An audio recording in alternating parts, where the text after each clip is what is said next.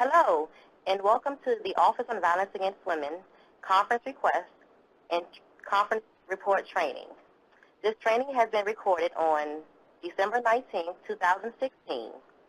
Today we're going to go over the introduction of conference requests, preparation, conference request requirements, calculating the cost, conference request form, OVW request approval email, conference report requirements, conference reports, and frequently asked questions. Thank you, Aisha. This is Nadine Newville with the Office on Violence Against Women. That was Aisha Gaston, also with the Office on Violence Against Women. Today I'm joined by Sunita Joshi and Tracy Rollins-Johnson. We hope that you will find this webinar helpful as you prepare your conference requests. This webinar assumes that you are an OVW grantee. It also assumes that you are a recipient of an OVW cooperative agreement or contract, as those are the grantees that are required to participate in the conference request and report process. So is this webinar for you? If you are not the recipient of an OVW award, most likely it is not. If, on the other hand, you have an OVW award, whether it is a grant, cooperative agreement, or contract, we hope that this webinar will help you both plan your event and get the event approved for OVW. You may be thinking to yourself, well, I have an OVW cooperative agreement, but do I actually need to suffer through another webinar? The answer to that question can actually only be answered by your OVW program specialist. Because many of you may think that you do not hold or are not planning to hold a conference with your OVW funds. However, the definition of a conference is quite broad. Keep in mind, this is not OVW's definition. This is the definition found in OMB circulars. So a conference is any meeting, retreat, seminar, symposium, or training activity. And we like to say any convening of 2 or more people using OVW funds. So if you have a cooperative agreement or a contract and you're using those OVW funds to convene 2 or more people, you may need to participate in the secondary approval process known as conference requests. Well, now that you've made that determination that you do need to participate in an OVW, in this process, in this secondary process, you may be asking yourself, why? There are a number of reasons. The short answer is because of publicity. Because conferences are sometimes deemed as, what might we say, Sunita? Boondoggles. Parties. Fun. And here's the reality. Most taxpayers do not want to see their tax dollars used for fun. Additionally, and I actually think more importantly than whether or not you end up in a newspaper article, is the fact that these are very valuable resources that we have. They are limited resources. We do not have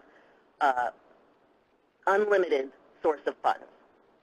And these funds actually come off the top of our grant programs. So every dollar we spend on training and technical assistance is a dollar that does not go to direct services, does not go to support a law enforcement officer, a prosecutor, a judge, victim services, etc. That is not to say that we do not believe that training and technical assistance is valuable. In fact, we think that training and technical assistance is one of the most important things that OVW supports.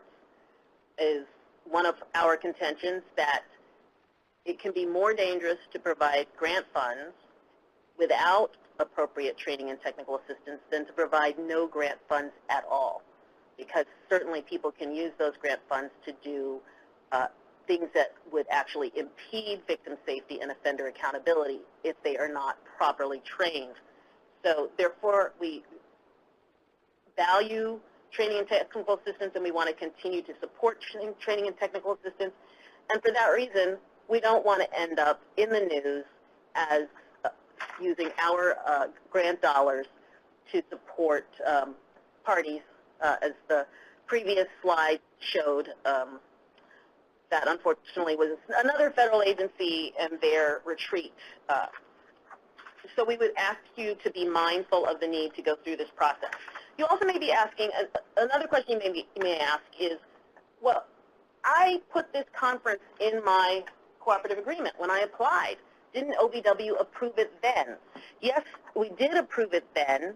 However, your cooperative agreement, the budget in your cooperative agreement does not have the same level of detail that you will find on the conference request form.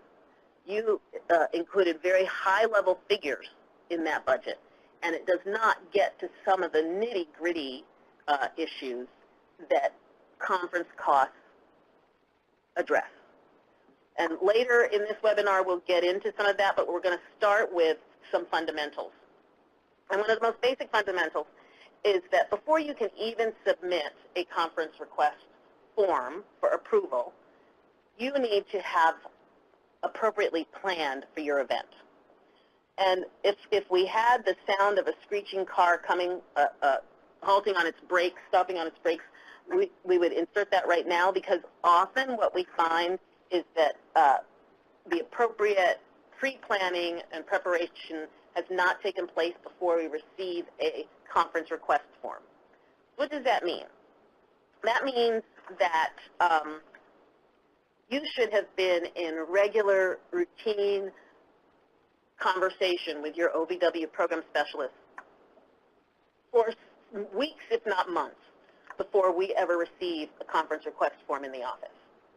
Again, while your cooperative agreement may have included putting on this particular conference, whether it's a meeting, a training, a round table, a focus group, whatever it may be, that approval did not include the detail that we're going to get to. Okay, so in planning with your program specialist, your OVW program specialist for a conference, I'm going to use the ubiquitous term conference to cover all the sorts of meetings that are involved in this.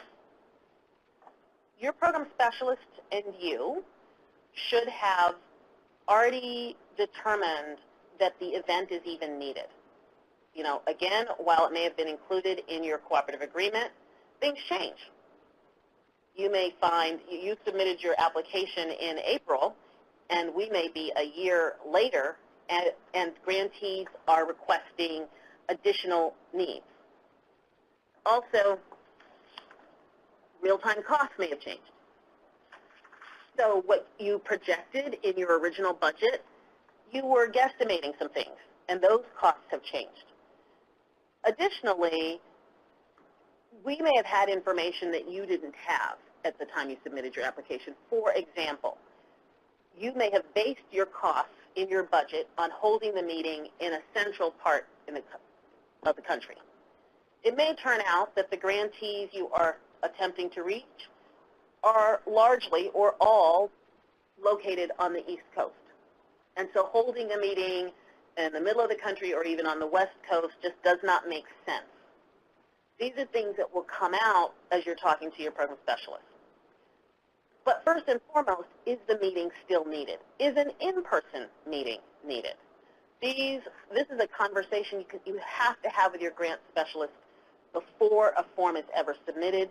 You should also be discussing what are the topics that are going to be covered, because that information will guide any curriculum development, an agenda development, which will also determine how many people you're going to have at the event. If you don't know how many people you're going to have, you cannot submit a form. And if you guess and make a really inflated guess, that will affect potential attrition costs, which your organization may have to bear if we determine that you have not taken the necessary steps to mitigate an attrition fee. you also may exceed some of the caps that are inherent in the conference rules. Before we go any further, just in case some of you are wondering where you can find the basic conference policies, they are available in a number of places, including the special conditions of your award. You can also find them on OVW's website, right, Aisha? OVW's website under Terms and Conditions, and they can also be found on the in the VAWA, the 2013 VAWA reauthorization. You can also find them on our website in the Training and Technical Assistance section of the website. So there are a number of places you will find them. We will send this out to every cooperative agreement recipient or every TA provider, actually, so you'll have another copy of this hard document, which includes the form, but you can also go to our website for it. So I'm actually, as we progress, we are not going to go through any more planning. Again, we're going to assume that you have done the appropriate planning with your OVW program specialist. I do want to say one last thing about appropriate planning. You know that you have not planned appropriately if the first time your OVW grant manager becomes aware that you are planning an event is when they receive the form from you. The form should be a necessity for them, but not a surprise to them. Let's put it that way. So if I hear that it's a surprise, then we're going to say that it's not ready for review. Alrighty. So the things to know about the rules that govern us. Prior approval is needed for any conference. And what does that mean? What that means is that you have to get this secondary approval beyond your cooperative agreement, beyond the fact that we've cleared the budget. We need the OVW official form submitted to us, and it must go through the full OVW review process, and you must receive the confirmation email that your event has been approved before you enter into any contract in support of that event. So by that we mean before you sign a hotel contract or any sort of venue contract. If you're going to block a certain number of rooms at a hotel or get meeting space at a place that charges for its meeting space or pay audio-visual expenses, these things must be approved before you sign on the dotted line. This, again, is why planning is so very important. I do want to put a plug in here that it is our plan to record some planning webinars to assist people in planning of events, because we understand that people get excited, they get their award docs and they want to jump off and immediately start delivering all the deliverables they promised. You said you were going to hold 6 conferences, and by golly, you're going to get them all in the 24-month period. Because of this process, that may not be possible. You may have to renegotiate with your OVW program specialist and say, maybe if we're going to have to do this much pre-planning, maybe we can't hold 6, we can only hold 5. Or you may have to look at your timeline differently. You may still be able to hold 6, but all 6 may take place in the last 12 or 18 months of your award, and you might deliver nothing in the first 6 months because you are pre-planning. Pre-planning, I also want to put in a plug for the grantees. Planning gives you time to market your event with our grantees, and it gives them time to get permission to come to the event, to book their travel. Many of them have their own arduous approval processes through which they have to go in order to come to an event. They have to get somebody to sign off and say, yes, they can go. And when you only provide a week's notice or a month's notice that the event is happening, that is not enough time. And that also means that you run a greater risk of not getting the number of people you have promised on the form, which affects your caps and your attrition rates, which can lead to attrition costs again. And Sunita, there's one other thing about planning. Well, when everyone is looking at the calendar, there are a lot of competing events.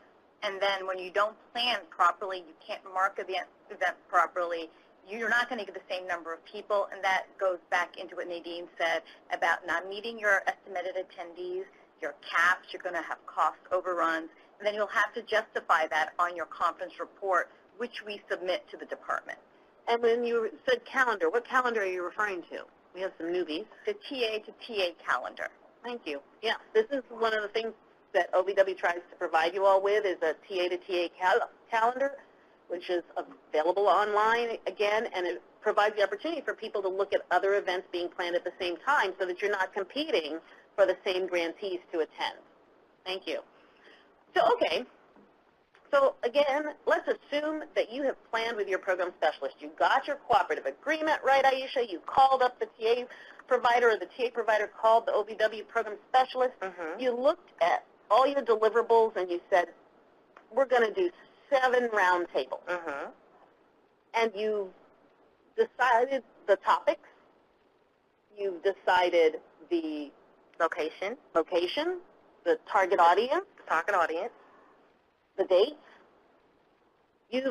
And hopefully you've done a nationwide search for venues. Yes, that's important. And it's the importance of doing a nationwide search is not only to make sure that you are in a location where it's easier for grantees to attend, but to also make sure that you are aware of the weather, according to the dates that you have your conference scheduled. And also, a nationwide search ensures that we're getting the best value for our money again. That if you're only searching in a limited area, you may be missing opportunities to get a good value for the federal government. Keeping in mind, of course, ease of access, because sometimes the best value is going to require everybody to take 3 flights, maybe not the best value in the end. Now, there are cases in which you might not have to do a nationwide search. That is something to discuss with your OVW program manager, and will also be addressed in another upcoming webinar. Not this one. We won't go into that. Okay, so you've done all the things, and you have your agenda. This is one of the most important things. Why do you need your agenda before you submit a conference request? Because without an agenda, your OVW program specialist, their supervisor, GFMD, which is the Grants Financial Management Division here in OVW, the OVW Conference Administrator, Sunita, myself, and the OVW Director, who by statute has to approve this event in this manner, can't really assess whether or not you have the right number of days for your event. Your program specialist wants to talk to you about breakout rooms and meeting space. If you don't have an agenda, you don't know if this is the right meeting space. Without an agenda, without the number of attendees, we can't review and say that you have the adequate AV to meet the needs of your participants. This also gives you an opportunity to contract with, or at least save the date with, your potential faculty. Often we are finding that people can't get the faculty they want because they didn't give the faculty sufficient notice. And that is usually because of a rush to get a form in before all the planning has taken place. But we know that everybody listening to this has done all that and is now ready to submit their form. So I'm just going to reiterate one thing, or stress one thing.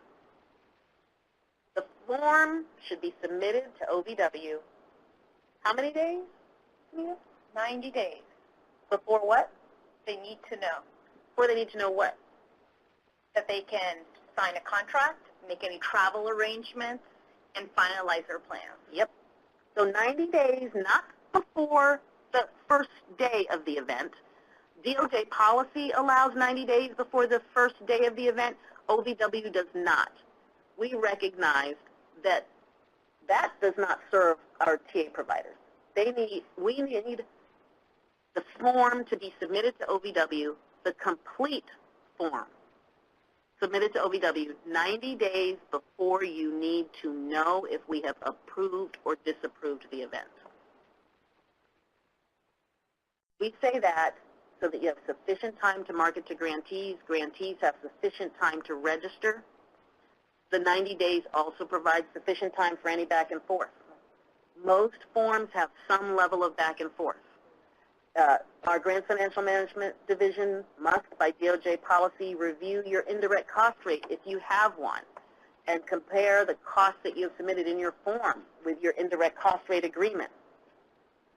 So once you've finished your pre-planning with your OVW program specialist, then the last step might be, okay, do we have 90 days before we need to know? And if not, then you need to push your event out. All right, so let's say you've done all that. Oh, and if your event is more than $100,000, we ask for 120 days because those events have to be approved outside of OVW. So they're ready, Sunita. What do they need if they're ready? They have to have the most recent OVW conference request form, a completed form. That includes the submission form tab, Sheet A and Sheet B, along with at least a draft agenda. Where can I find this form that everybody keeps talking about? You can find it on the OVW website. And we're happy to email it out to you. You can call us at 202-307-6026. You can ask for your OVW program specialist. You can ask for Sunita. You can ask for Aisha. You can ask for Tracy. You can even ask for Nadine. And we will get you a form, okay? So, you're ready. You've got the form. What are some key things to know as you prepare to fill it out? The form contains some caps or thresholds, as you might call them. These are cost calculations that if you exceed them, we have to send your form to the Assistant Attorney General for Administration in the department, and he must approve your event because you've exceeded this cap. That's not necessarily a horrible thing. I will say that we have gotten events approved. There may be a totally legitimate reason. One of the most legitimate reasons we have is for exceeding for the meeting space and AV cap, because you're trying to ensure that you have adequate audiovisual equipment for accessibility of your meeting. And accessibility is very, very important to OVW. So just know that in that instance, we would recommend the 120 days before you need to know. And keep in mind, this webinar is also mandatory for your OVW program specialists so that they are aware that it might be important to reschedule events or to change your timelines for deliverables in order to have a fully accessible event that, so what are the caps that you need to know when you're calculating your cost? Even when you go out to bid, there are some key caps, and one of them is logistical planner. So the logistical planner for your event cannot cost more than $50 per attendee. So what is logistical planning, you might ask? Well, logistical planning are all those things that go into the logistics of the event. So it is doing your hotel bid work. It is doing registration. It may be ordering supplies for the event. It's the logistics of the event. It is not the substance of the event. That is covered by another category that also has its own threshold. But the logistical planner cap is $50 per attendee, and it also has a flat cap. So if you have 1,000 attendees, that cap goes down because the flat cap is not, it can't exceed $8,750. There's one other key thing about logistical planner that I know has concerned you, Sunita. Do you want to share that with everybody? Yeah. One thing to note is that the everyday grant work that you work on is not under logistical planning. You draw down on your funds from your grants to pay for that. So not every single expense needs to be in a bucket on a conference request form. So printing is one, just on a regular basis working towards the conference. That really shouldn't go under logistical planning. Right. I mean, that's a key point. If you need help thinking about it, I would encourage you to call Sunita, because what we've seen sometimes is TA providers who want to put everything that they do into one of the buckets on the form, and this form is about that event, or if you're doing a blanket request for multiple events that happen in the same fiscal year, it's about those events. It is not about everything that you may be funded to do under your TA cooperative agreement. There was another issue that I know has been coming up too, Aisha, and it's about who's doing the logistical planning. Yes, so the project director should not be printing material. The project director should not be calling hotels to try to arrange for contracts, and maybe a program coordinator should be doing those things, but the project director should direct the project. Yeah, and one way to think about it is when we review your form, we expect to see very, very little of the time of the project director or the executive director under logistical. So we ask you to break out who is doing the logistical planning, because we found that people were having their EDs doing a great deal, or some projects, all of the logistical planning. Sometimes this may not be avoidable, right? Sometimes you may have to do it if you're a very small organization and you've lost staff. But the question you always have to ask yourself, that we ask ourselves, is this cost effective? It may be more cost effective for you to partner with another larger organization, another group of small TA providers who could share administrative staff to do this type of work, so that you're not using the more costly time of your ED to plan an event, to do the logistical planning. So the other, another threshold cap is for programmatic planning. This is where we actually expect to see most of your costs, and we actually don't, though, which is interesting and also concerning. Because programmatic planning is the bulk of what you should be doing in preparation for the event. It should not just be it should not be the logistical planning. Programmatic planning is the time you and your staff will spend designing the curriculum. In some instances, I'm going to do a caveat here and say that in some instances, a curriculum is a standalone deliverable that might not count towards one single event, so we would not put that time into a form, into the conference request form. On the other hand, the time you spend developing the agenda is definitely programmatic planning time. The time you spend working with your potential faculty, programmatic planning. So really think about how you separate what is logistical planning and programmatic planning. But the cap for that is $200 per attendee with a flat cap of $35,000, meaning no matter how many attendees, your programmatic cost cannot exceed $35,000. I don't think we've ever seen anybody come close on programmatic planning, but we see a lot of excess on logistical planning. One other thing to keep in mind, this is Sunita, is that when you're providing information on your logistical planning, your programmatic planning based on who's doing the work, you can't just have a calculation that backs into what the cap is based on the number of attendees.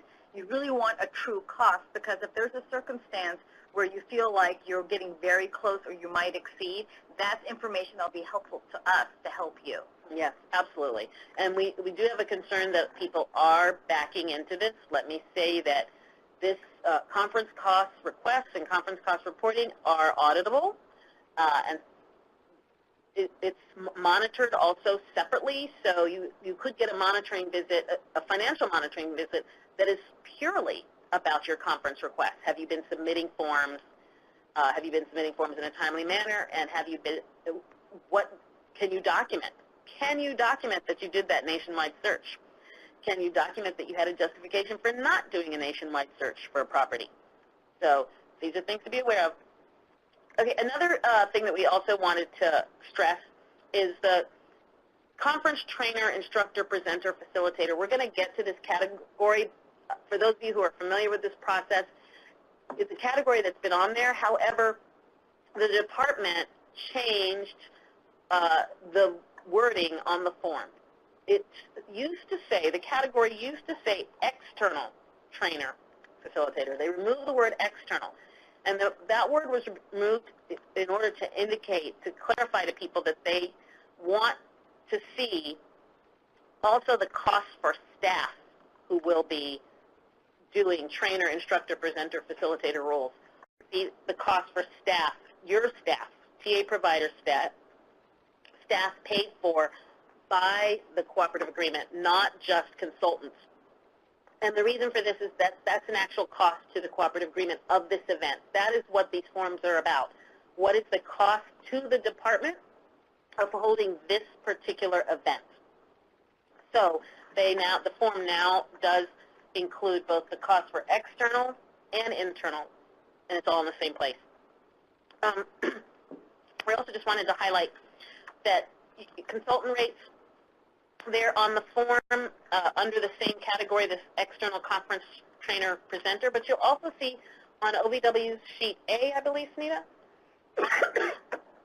Sorry. You'll also see on one of the supplemental sheets that we ask you to break out the cost for consultants. And part of the reason we ask that is that we want to be clear, it's on sheet B, we want to be clear with everybody that if the conference form process is not the process by which you get approval for a consultant who is in excess of $650 per day. Okay? There's a separate process for that.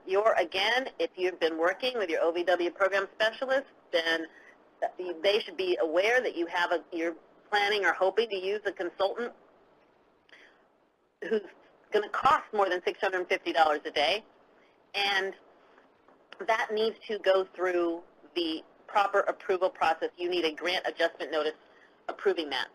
So it's really on the form to bring it to your attention and ours. When you think about paying your consultants, we have no problem with paying them for travel days. We recognize, particularly for people who are full-time consultants, that travel days means they aren't working for somebody else. They're not earning money.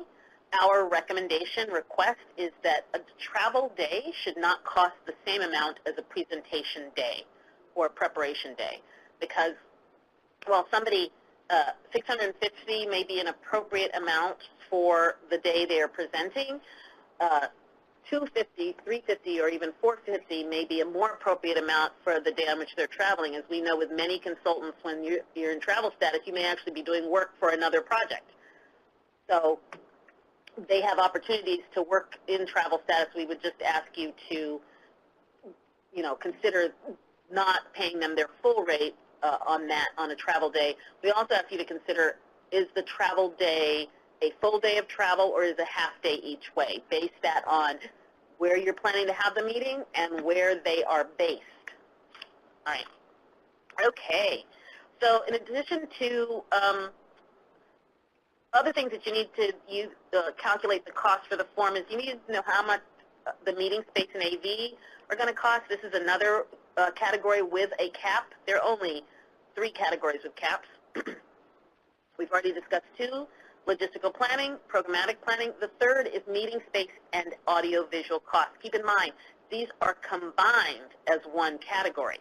So on the form, you will see them broken out, but they share a cap. So that cap is $25 per day per attendee. So the department did recognize that you have to pay every day. You don't pay once for this cost, so you do get a per day per attendee. That's how that cap differs, but it is a combined for meeting space and AV cap. Be aware of that. We also do encourage you as much as possible to get free space, federal space, recognizing, though, that not all federal space is free space. But don't forget to include taxes and service fees. We keep running into this, particularly for audiovisual, that people are leaving off the service fee, and then when they come in, they're over the cap. Okay, indirect costs. CFMD will make sure that you are correct in your calculations. I'm actually going to skip some things here that I think you can read for yourself. I think one of the last item on here is one of the most important items, which is program income. So program income does not have to be included on, and in fact should not be included on the conference form. So if you have a registration fee, which really we discourage, so you probably shouldn't have a registration fee, but if you were approved for a registration fee and you're going to use that money to help support the conference, or if you have any other outside money, non-DOJ money, that will be supporting this conference, that does not get included on the form. The department is only interested in department funds that are supporting this event. Okay? So we're not interested in outside costs. And that can get a little complicated, so I encourage you to reach out to SNIDA. But the reason I think program income is also important is that there was a change with the new move to the Omni Circular, that now program income must have been included in your approved budget. So whatever budget you sent in with your grant and may have modified, and we have approved and cleared that budget, you have to have program income in there, and we have to have approved it. Or you're going to have to go through again. We're going to have to do a grant adjustment notice to reflect the program income. So just heads up. If you think you're going to have program income, let us know. Program income does differ from money, though, from other sources sometimes. So they're not always the same. Okay, now for the fun stuff. The form itself. Oh, what a treat, right? We know you love the form, and you were dying to get here. So we just want to highlight some of the challenging areas on the form. We are happy to go through the form one-on-one with people. But some of the pieces that people miss, we want to make sure that you get. But the first thing is, when you're all done, where do you send it? That is on this page, because you have to email it in to a specific email box. It's the ovw.conferencerequest@usdoj email box. On this page, you can also see where to find it and where to send it. Okay, so sheet A, section A. Section A of the form includes your name. The name of the requester, though, is not your name. The name of the requester is your OVW program specialist. Right? You will get to yourself later, but you're not in the number one box, and there's a reason. There are a lot more of you than there are of us, believe it or not. We're not a huge staff. We want to go back first and foremost to the OVW program specialist if there's a problem. We also want to know when we get it, where to send it, because they're not, all OVW program specialists are not do not have access to the email bin. So we don't send it to your program specialist until we have affirmed that it is complete. That means every box has been filled out with all the information that's required. If it's not complete, we are not going to send it to your program specialist. And if it's not complete, the 90-day clock on our end does not start ticking. So don't call and ask us about the form, because we haven't started the clock until we have a complete form. All right, so the first box is for your OVW program specialist. If you don't know who that person is, give Aisha a call. So another thing is this a blanket request? Blanket request, if you're going to have the same meeting several times during the fiscal year, we encourage blanket requests. I'm not going to spend a lot of time on blanket requests, but again, this is something I would encourage you to reach out to SNIDA if you want some more information about blanket requests, but they can be very helpful so you don't have to submit multiple forms. If you're going to have the same training with basically the same agenda, we know you might update the curriculum slightly, but if you're going to hold it 3 times or 4 times, even if it's going to be in a different location, you can submit one request form, and we have tips for how to make that effective. Okay? Here's one of the most important things that I think people can get a little bit slack about, and that is the justification. So a lot of the history behind conference requests stemmed from the belief that federal agencies did not know what they were paying for. Because, believe it or not, if we had known, there's no way we would have paid this much. That was the belief for X, Y, or Z. There's no way. So the belief was we just have to make sure that the head of these agencies know that you are paying $18 for a muffin. Didn't happen. It's a myth, etc. But just that is what it stems from.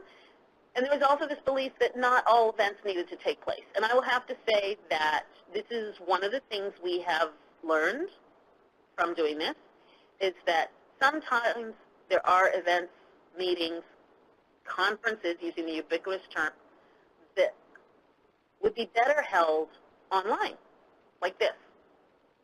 Or maybe it should be a conference call.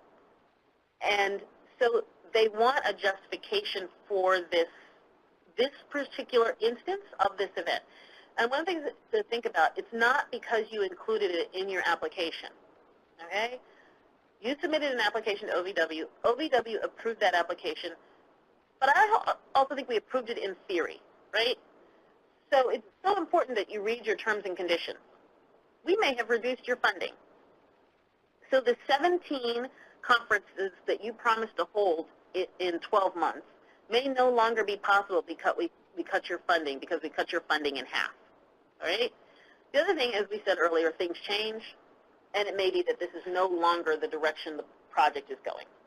So this is the reason that a justification is important. We know that some justifications will be repetitive. It is still necessary to train, to educate judges, law enforcement officers, prosecutors.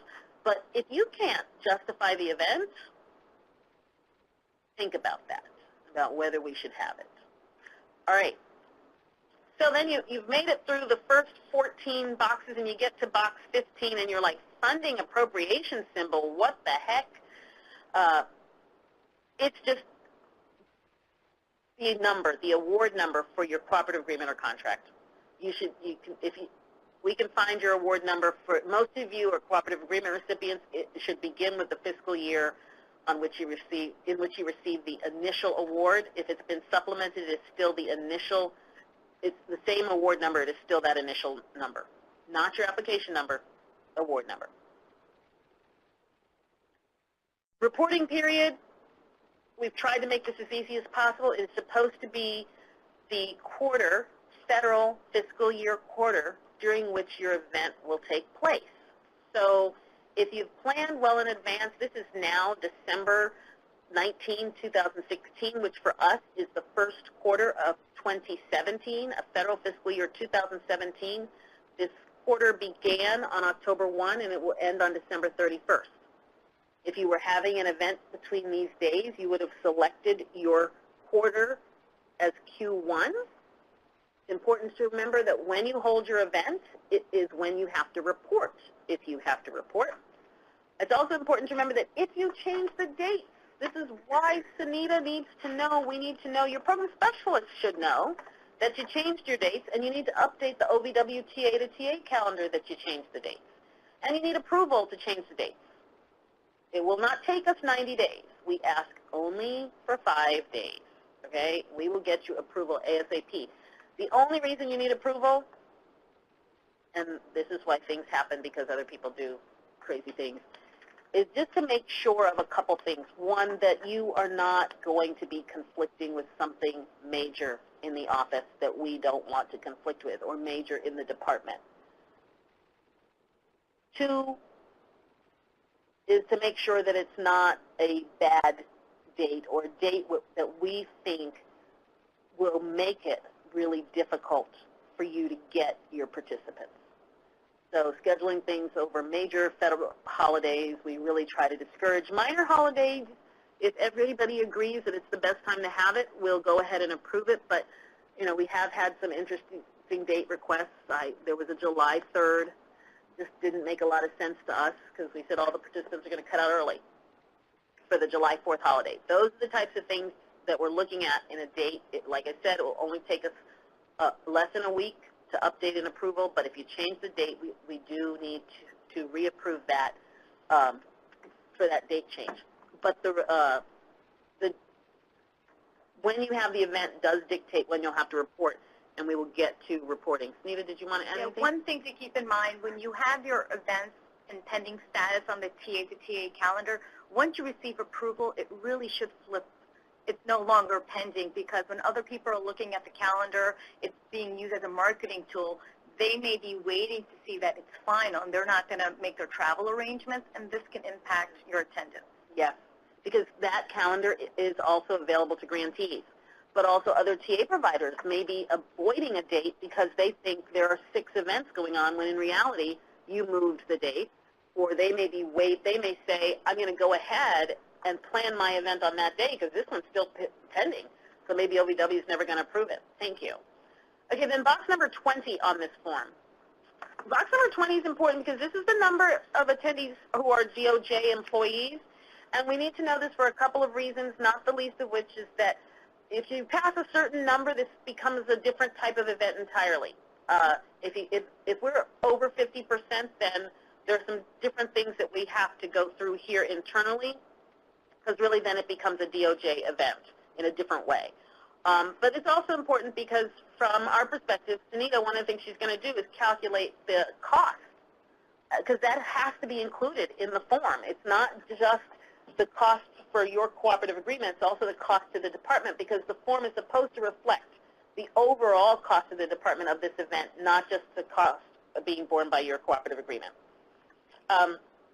We can help you with that number. I know sometimes people think so-and-so is not a DOJ employee, but we happen to know that that little office is a DOJ office. Also in box, and then in box 21, you will enter who are the number of attendees who are federal employees but not DOJ employees.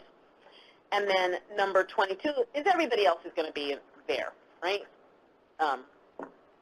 24, this can sometimes be tricky, but this is the number of attendees whose travel is being paid for by the department.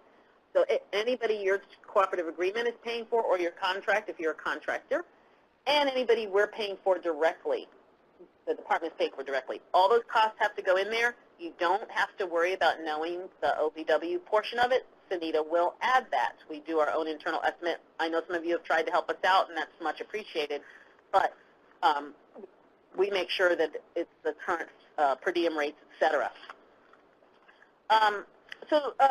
27 is only applicable to contractors, although some of you do follow federal procurement rules, but for cooperative agreement recipients, that's a not applicable box, and contractors do have to answer that they followed the rules.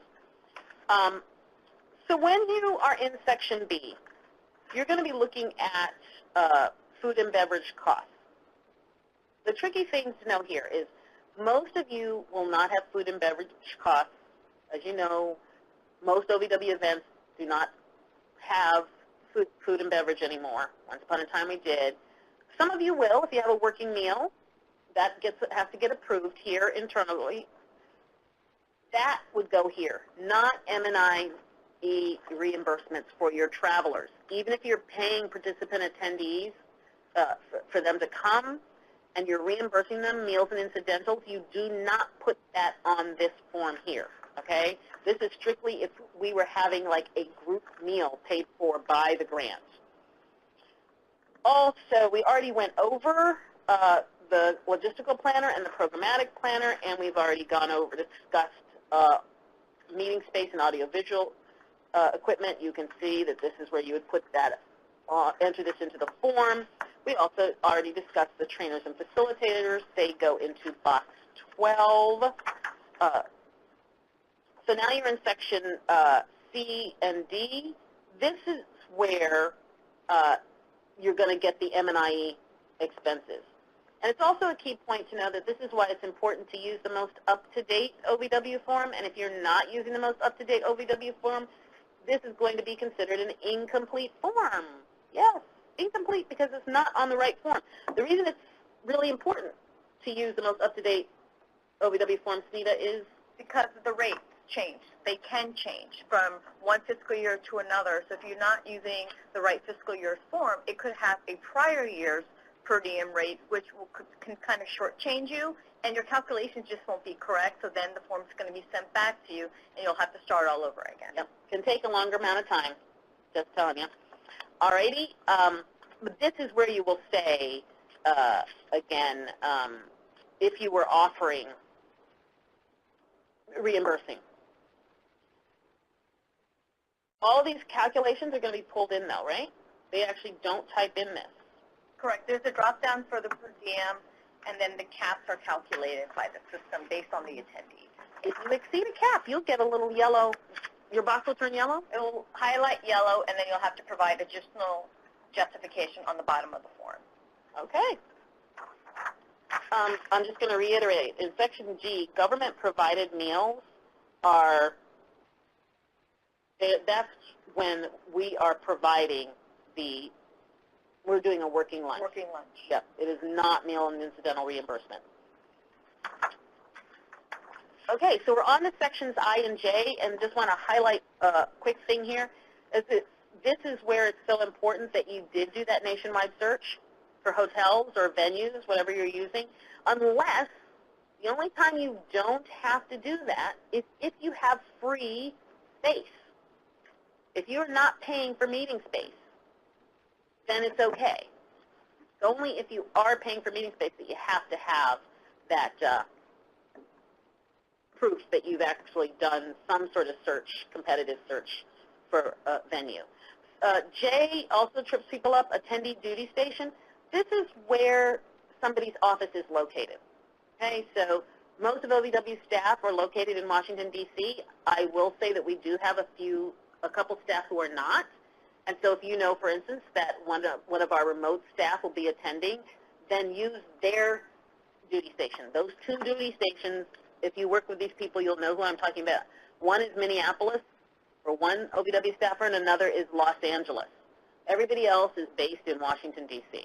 And you also need to make sure you include any interpreters that you have on this form. They are included in your final number of attendees. Okay, thank you. So then you get into the lovely Sheet A, which is all about your justifications. You should be able to explain your calculations and provide justifications. Not complicated. Sheet B I referenced earlier. In Sheet B is where you're going to provide information about consultant rate costs, information about your staff who are attending and who aren't training necessarily. They're not trainers or facilitators, but they're also going to be attending. I want to just highlight something about this. Don't consider this as an OVW attempt to discourage you from having sufficient staff. That's not the point. The point is to make sure that we know who is going to be there. Okay, because in some instances, one key point is that we can't travel your staff for training purposes unless you included that in your application. If you didn't include that in your application, we cannot, you can pay, but we cannot pay. And if you are paying, then it shouldn't be on the form. And you always have to include the DOJ staff as also attending at the bottom of the page. Yes. All righty. So then, let's say you have gone through everything and submitted your form. What next? Well, the first thing is you're not going to contact us before at least a minimum of 80 days have passed. Now, OVW has had a number of instances in which forms have been approved in 30 days, 45 days. I would say that that is typically the case when the program specialist was well aware of the event, the event was being properly planned, and often it's an event that we're getting a year before it's going to take place, or 6 months. So we know there was tons of planning. The agenda is complete. The form has come in complete. But that is not always going to be the case. We're not always going to be able to get a form done through the process in 30 to 45 days. So even if you get lucky, we would ask you every single time, unless there is some rare occurrence, some really strong justifiable reason, please do not submit in less than 90 days before you need to know, and don't call us incessantly asking, because it takes time away from the review process for people to step back into the system and search for your event to determine where it is in the process. If, on the other hand, you're at 80 days, we do understand. The other thing we're really asking people to be mindful of is to cease the expedited requests as much as possible.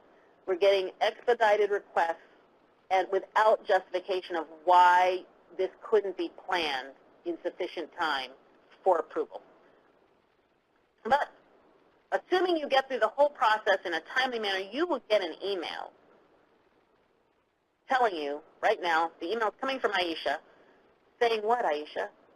That your conference request has been approved, and to remind you that you should go into the CA to CA calendar to change your conference request from pending to approved. It will also, it tells you the amount that it's been approved for. The amount that it's been approved for, the location, and it also reiterates the name of the event. Thank you. So you'll get that email, look for it in your bin. I haven't heard any issues with people receiving the email. They're getting it, right? Correct. But it is very important, again, as Anita stated earlier, to go into the TA to TA calendar to change from pending to approved. Thank you. So once your event is over, you have one more thing to concern yourself with, and that is the report. Woohoo, we got approved. We have the event, and we're all happy, and we're done, and we don't have to do this again for another, 3 months? But no, you may have to submit a report. So briefly, most reports come in just fine. We have a few challenges that we just want to raise with people. So the report is how we know in the end what the event cost. And we've been using some of this for some analysis, right? Yes. And so you only have to submit a report if your event costs more than $20,000. However, I want to highlight that I said submit a report. I actually think that in most instances, you need to complete the report internally, because otherwise, how can you ever prove to us or an auditor that it came in under $20,000? Especially if your event was approved for more than 15. I think you want the proof that it really did cost less than 20 in the end. So I would do the form internally so that you have it so that you know how much it cost. If it did end up costing more than 20, and we do have a fair number that do, then you must submit a report, and that report is due to OVW when, Nita? 30 days after the last day of the event. And we know that's tight. We know that a number of you also have OJP grants, and you're like, well, that's 45 days. And if you saw the DOJ policy, it said 45 days as well. Well, just like the 90 days, the reason we say 30 is that we actually have to submit a report at the end of every quarter, and our report is due 45 days. So if you had 45 days, then we would not be able to meet our quarterly requirement to the department. So we ask for 30. We do allow a little leeway. But if you're really challenged by the 30-day rule, I would strongly suggest not holding events in the last month of any quarter. So don't hold an event in December. Don't hold one in March. Don't hold one in June. And don't hold one in September.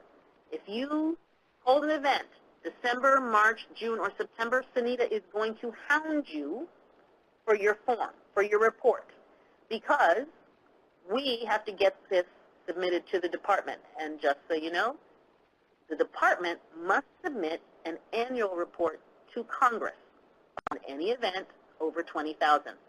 This is also required in the Violence Against Women Act, the Reauthorization Act of 2013. So it's not just the department saying you have to do this. It's also our legislation. We know that we would rather get a draft report if you're still waiting for some invoices than have nothing to report to the department. We'd rather be able to say, look, this TA provider got all of this information in. We're just missing this much. The report does highlight any variances between what you estimated, at least where the categories with threshold caps are. In some instances, it even unfortunately highlights where you cost less, but that's all right. We're always happy to have that. So I think that's it for reports. Any more on reports? That's it for reports. That's it. But just keep in mind, it comes back to if you don't estimate your attendees, properly or you don't have sufficient time for marketing, you will exceed your caps, and it is highlighted on this form, and those categories are highlighted to the department as well. Yes. And even though so far nobody has suffered any consequences, we can't say that that will always be the case. You know, we could get, as Congress starts to review some of these reports, we could get information stating that certain grantees can no longer hold events because they are continually exceeding thresholds. So we just want you to be mindful of that. I think we actually covered the things that we were going to address in the frequently asked questions, so I'm not going to go there. I will just simply say that if you need help, please do not hesitate to contact your OVW program specialist, to contact your Sunita, the conference administrator, Aisha, OVW program analyst, or myself, or Neelam Patel, who is our TA team lead in OVW. And, you know, the last final note, after you've gotten your event approved, again, a reminder that if your dates change, if the location changes, the form needs to be reapproved. It won't take as long, but we do need to approve it. And a location change can change your costs because of per diem costs. Also keep in mind that if, for some reason, the agenda of the event has changed, that will require a full reapproval. Is there anything else that requires a full reapproval? Greater than 10%. If the cause change more than 10%. And then this is not a day before the event you find out something, that's a different matter. You know, but this is, if you know well in advance that you're going to have a significant change, then we will need to reapprove that. All right. Well, we hope this was helpful, and we will be seeing you on future OVW webinars.